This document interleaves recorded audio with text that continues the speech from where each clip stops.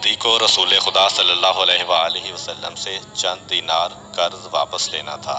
ایک دن آپ راستے میں جا رہے تھے کہ وہ یہودی آپ کے پاس آیا اور اس نے کہا، جب تک آپ میرا قرض ادا نہیں کریں گے اس وقت تک میں آپ کو یہاں سے نہیں جانے دوں گا۔ نبی اکرم صلی اللہ علیہ وآلہ وسلم نے فرمایا، اس وقت ادائیگی کے لیے میرے پاس کچھ بھی نہیں ہے۔ یہودی نے کہا، جب تک آپ میرا قرض واپس نہیں دیں گے میں بھی آپ کو یہاں سے جانے نہیں دوں گا۔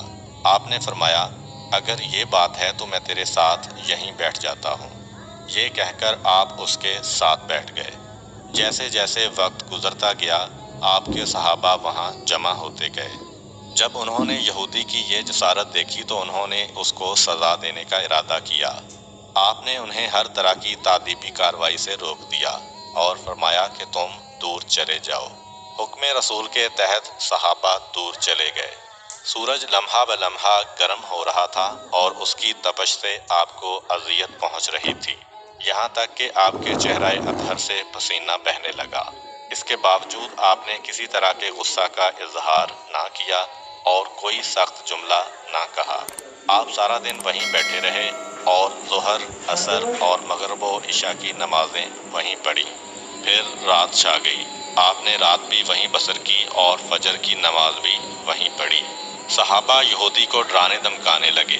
آپ نے فرمایا، تم اس سے یہ کیسا سلوک کر رہے ہو؟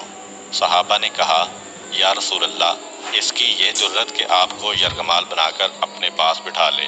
آن حضرت صلی اللہ علیہ وآلہ وسلم نے فرمایا، اللہ نے مجھے اس لیے نہیں بھیجا کہ میں کسی ہم پیمان یا کسی اور پر ظلم کروں۔ جب دن چڑھا تو یہودی نے کلمہ اسلام پڑھتے ہوئے کہا، اشہد ان لا الہ الا اللہ و اشہد ان محمدا عبدہ و رسولہ۔ میں اپنی دولت کا ایک حصہ راہ خدا میں دیتا ہوں۔ میں نے آپ کو اس لیے نہیں روکا تھا کہ میں آپ کی توہین کروں۔ اس ذریعے سے میں آپ کے پیمانہ صبر کو آزمانا چاہتا تھا، کیونکہ تورات میں میں نے آپ کی یہ صفت پڑھی ہے، محمد بن عبداللہ مکہ میں پیدا ہوگا اور طیبہ کی طرف ہجرت کرے گا۔